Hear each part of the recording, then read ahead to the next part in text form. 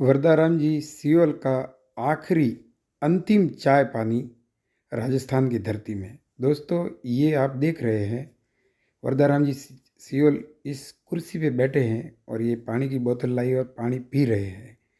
ये रात्रि के 8 बजे 10 फरवरी 2025 और अजमेर में, ये अजमेर का सीन आप देख रहे हैं स्क्रीन के ऊपर।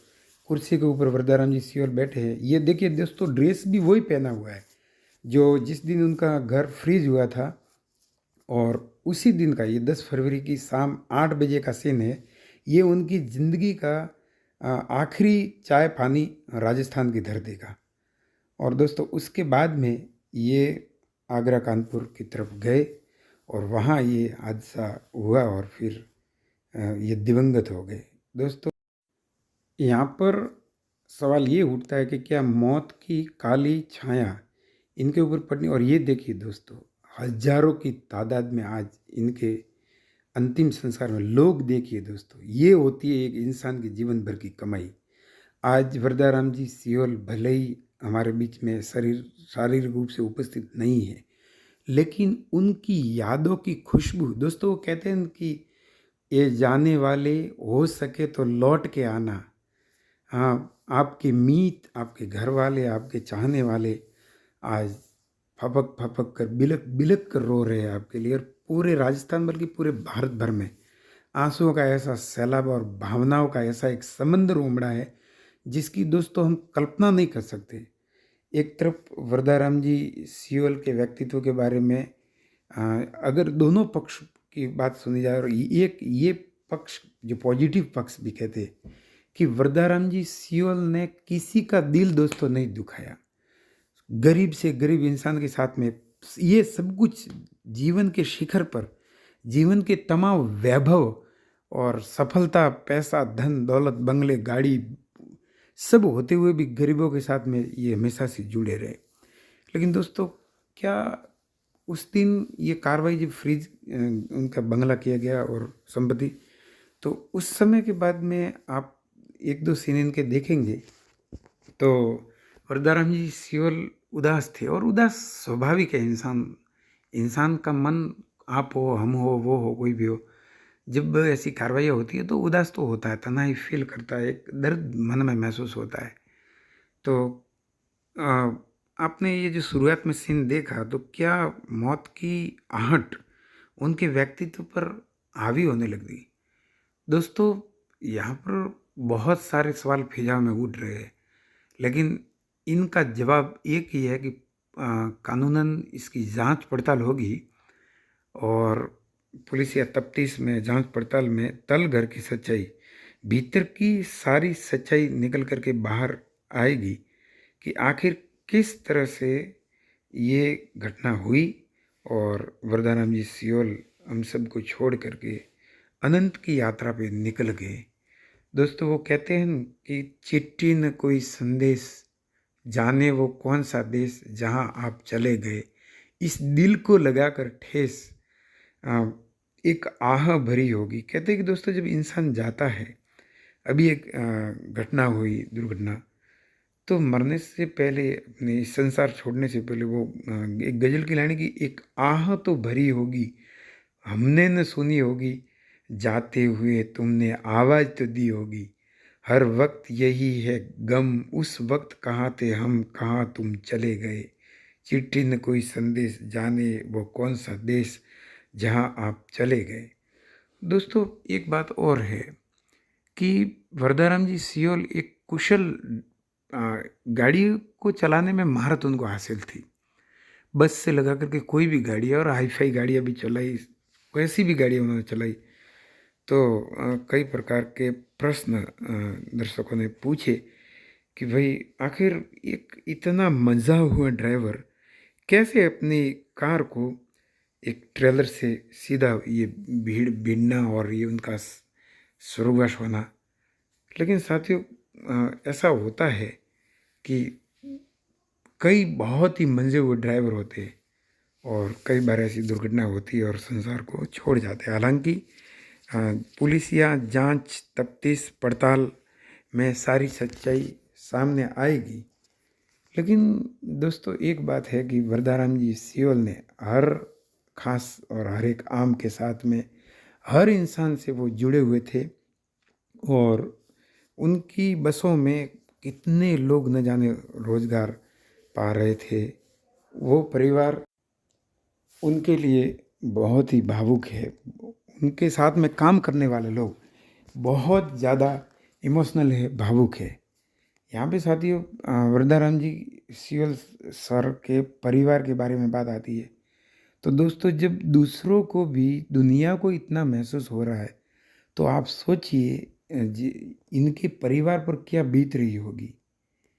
इस उनके दुख का, उनके ऊपर जो ये घट घट रहा है, वो कहते हैं कि आंसुओं में चांद डूबा, रात मुरझाई, और जिंदगी में दूर तक फैली है तन्हाई।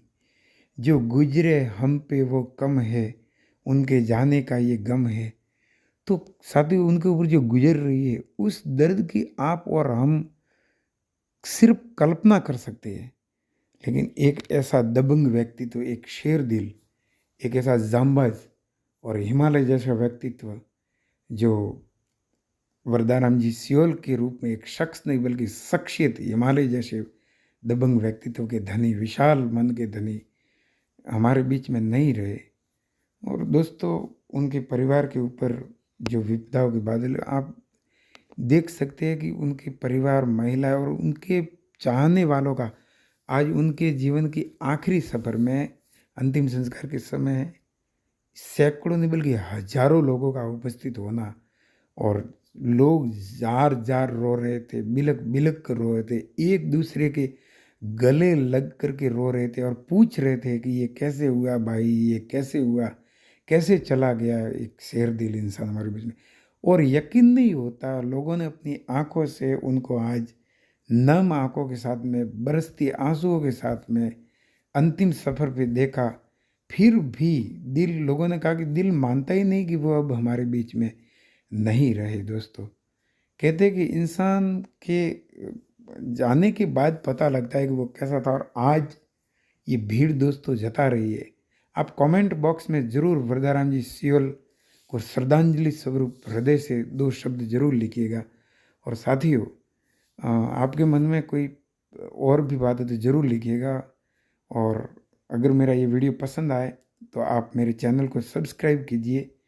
और मैं एक और बात कहना चाहता हूँ कि अगर मेरे से बोलने में, किसी शब्द में, किसी लाइन में, कहीं पर भी मैं कोई मेरे से गलती हुई हो तो मैं आप सबसे दोनों हाथ जोड़ करके माफ़ी चाहता हूँ, क्षमा चाहता हूँ और माफ़ी का हकदार हूँ। साथियों वरदाराम जी सियोल के व्यक्तित्व का एक और उजला पक्ष ये है कि वो पशु प्रेमी भी बहुत थे, पक्षी प्रेमी थे। और आप देख सकते हैं कि कई वीडियो में गरीब से गरीब घर के लोगों की शादियों में वो शिरकत करते, तो न सिर्फ जाते थे, शिरकत करते थे, बल्कि दिल के साथ में नृत्य, और वहाँ एक प्रकार से उस माहौल में रम जाते थे। इंसानों को गर्व होता था कि आज इतना बड़ा धनवान, मालदार, वैभवशाली पर्सनालिटी का धनी इंसान हम सब आज हमारे घर आया है, और इतना हम सब के साथ में घुल मिल।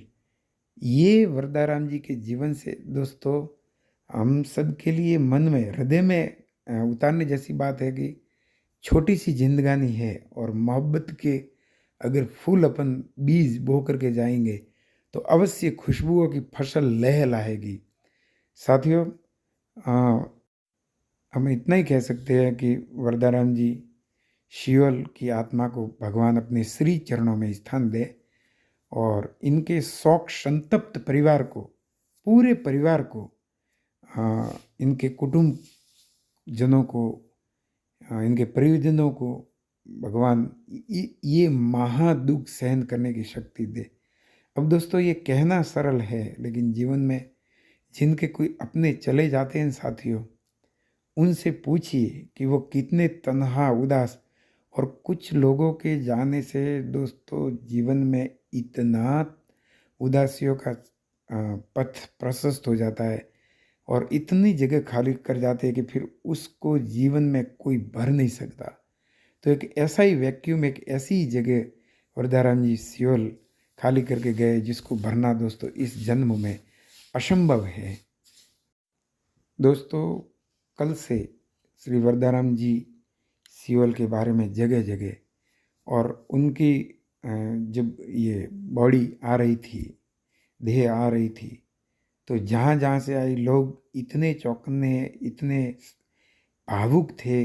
फिर जब आई चारों ओर ऐसी चित्कारें, ऐसी रुलाई रुदन की आवाज़ें, परिजनों के साथ साथ में हर एक लोग की आंखों में आज दोस्तों झरझर आंसू बह रहे थे। ये प्रत्यक्ष रूप से उनके आखिरी सफर के दौरान देखा है।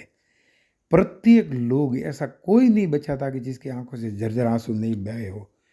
तो दोस्तों इसको कहते हैं कमाई।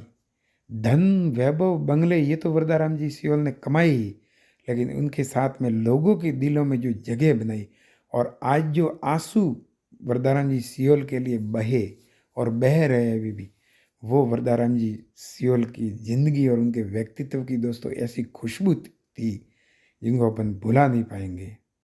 लेकिन दोस्तों मन में कई सवाल कि आखिर वरदाराम जी सियोल ये घर फ्रीज होने के बाद कहाँ गए थे। तो कहते हैं कि अपने पितरों के जो अपने हिंदू रीति रिवाज होते हैं, शिष्ट अपने जो अपनी संस्कृति है, तो जो कहते हैं कि तर्पण और श्राद्ध और बहुत सारी चीज़ें, और इसके अलावा महाकुंभ भी था, तो वहाँ पे उनका जाना। तो दोस्तों मृत्यु कहते हैं कि जिस जगह तय होती है वहाँ इंसान को खींच के ले जाती है, नहीं तो वो क्यों जाते। सो कई फेसबुक, इंस्टाग्राम, व्हाट्सएप, एक्स, हर जगह ये बात उठ रही है कि काश थोड़े देरी से जाते तो ये नहीं होता। लेकिन साथियों होने को कौन टाल सकता है। मुझे एक बात याद आ रही है कि एक राजा को मृत्यु रात को आई उनके पास में और उसको कहा कि मैं कल शाम 4 बजे आ जाऊंगी। तो राजा घबराया, ऐसा, फिर वो तो मृत्यु तो कहते हैं कि सौपन में जैसे उसको देखा और गायब। तो वो रात को ही उसने घोड़ा तैयार किया और दौड़ा कि यही आएगी मत। तो घोड़ा बहुत दौड़ा, घोड़ा इतना दौड़ा, इतना दौड़ा, इतनी दूर निकल गया। फिर राजा ने शाम के करीबन 4:45 बजे एक जगह, एक नदी का किनारा, पीपल का पेड़, मिट्टी का ढेर, घोड़े को बांधा और घोड़े की तरफ देखकर राजा की आंखों में आंसू आ गए। राजा ने घोड़े की पीठ थपथपाई और कहा कि वारी मेरे घोड़े, बहुत शाबाश है तुझको, धन्यवाद है तुझको, तूने इतनी दूर मुझे ले आया कि अब मैं चिंता से थोड़ा दूर हूँ। लेकिन ठीक 5 बजे और मौत वहाँ के खड़ी हो गई। तो राजा बहुत घबराया। राजा ने कहा कि इतनी दूर आप आ गई। तो मौत ने कहा कि तुम ही नहीं बल्कि मैं भी चिंता में थी कि तुम्हारी मौत यहाँ इतनी दूर लिखी और ये कैसे घटित होगा। लेकिन देखो, अपने आप तुम्हारा तैयार होना, घोड़े को, तुम्हारे राज्य के श्रेष्ठ घोड़े को तैयार करना, और तुमने अपने राज्य के श्रेष्ठ घोड़े को तैयार किया और इतना ये घोड़ा दौड़ा, और इस घोड़े को तुम ही नहीं बल्कि मैं भी धन्यवाद देती कि अपने गंतव्य, अपनी मंजिल तक ये घोड़ा ले आया, और अब मैं तुम्हें वर्ण करने जा रही हूँ। कहते हैं कि राजा एक पल के लिए विस्मित रह गया। लेकिन साथियों, मौत शरीर की होती है। गीता में श्री कृष्ण भगवान ने कहा है कि नैनम छिदंती शस्त्राणी नैनम दहती पावकम। न तो कोई आग जला सकती है, न कोई पानी गला सकता है, न कोई शस्त्र काट सकता है, उसको अजर अमर आत्मा कहा गया है।